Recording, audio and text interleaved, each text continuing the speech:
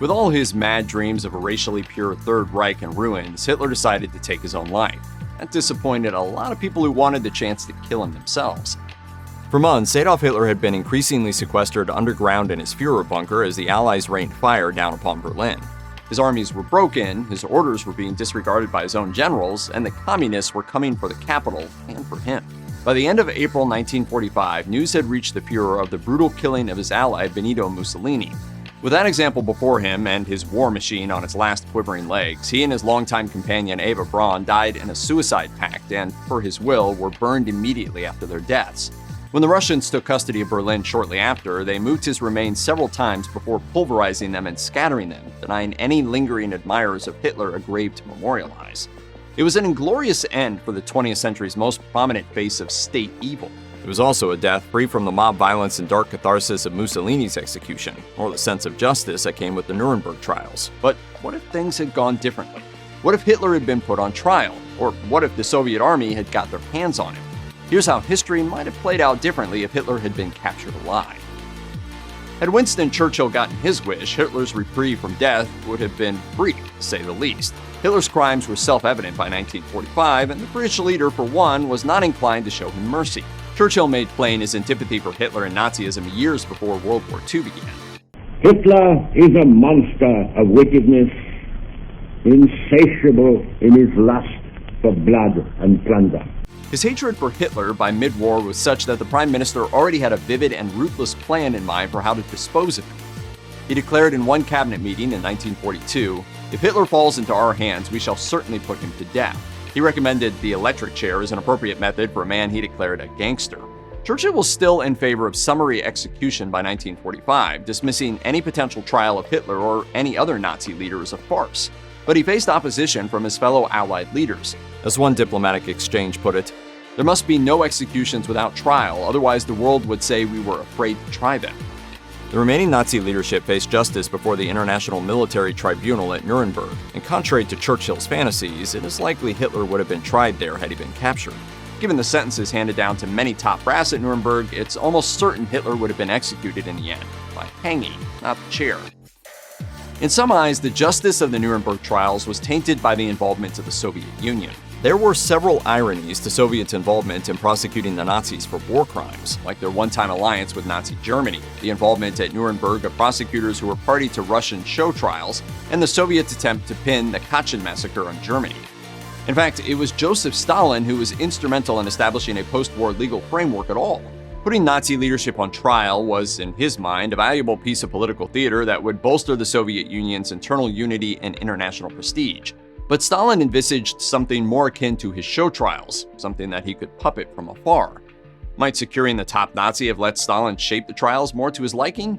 The Russian position on the Eastern Front by 1945 gave him significant leverage at the Yalta Conference. Had Soviet troops taken Adolf Hitler alive, Stalin would have had another valuable bargaining chip. He might have won some concessions on the character of the tribunal as a price for extraditing Hitler for a joint Allied prosecution. Denied that, he may have had Hitler tried in Russia and used Hitler's own words as evidence, making the trial part of the ideological battle between capitalism and communism. One refrain of the defense sounded constantly throughout the Nuremberg trials. The defendants were just following orders. Expressed in so many words, it was the Nazi leadership's attempt to pass the buck onto the one man who could not stand before the International Military Tribunal. The defendants claimed that it was Adolf Hitler who set the policy, and his followers were unaware of the full and horrific consequences of that policy. I did not know anything that took place or the methods that were used in the concentration camps later. Given the intense professions of loyalty to Hitler by some of the Nuremberg defendants, you still have to wonder if they would have tried to pin the blame on him had he been alive. But Hitler would not have been able to lay the blame on higher authority. He could hardly plead ignorance either. Besides his status as the leader of Germany, there was ample evidence of Nazi atrocities. Many of those who were tried at Nuremberg didn't even attempt to claim that they hadn't done horrible things, only that they weren't responsible for them. Denied that defense, Hitler might have used a number of other arguments put forward during Nuremberg. He might have claimed that the charges amounted to post-ex facto law.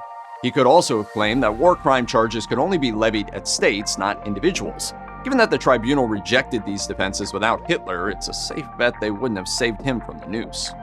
He is determined that the Russians mustn't get hold of his body. Had Russian soldiers been able to take Adolf Hitler alive, there is the possibility that he never would have lived to see Nuremberg. Having long been subjected to some of the most brutal conditions of the entire war at the hands of the Nazis, the behavior of the Red Army in Berlin at the end of World War II is infamous for its violence.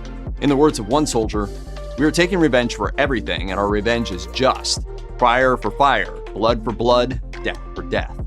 The reputation of the Red Army was severe enough that the likes of Hermann Göring sought to surrender to the Western Allies rather than face the Soviets. While some Nazis, such as Hans Fritzsche, were taken prisoner by Russian forces and later extradited to Nuremberg, the sight of the supreme leader of the Nazis may have been too much for the rank and file.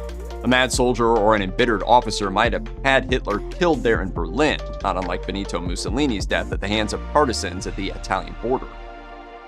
Could Adolf Hitler have lived to see conviction and execution at Nuremberg, even if he were captured? His health had collapsed by 1945, and theories have run rampant ever since about the state of his mind and body in his final months.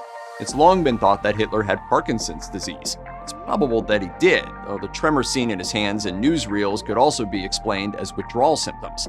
The opiates he was regularly injected with fell in short supply by the war's end. A military doctor who examined Hitler in his last days, Ernst Günther Schenk, was shocked by Hitler's hunched, shriveled appearance when he examined him.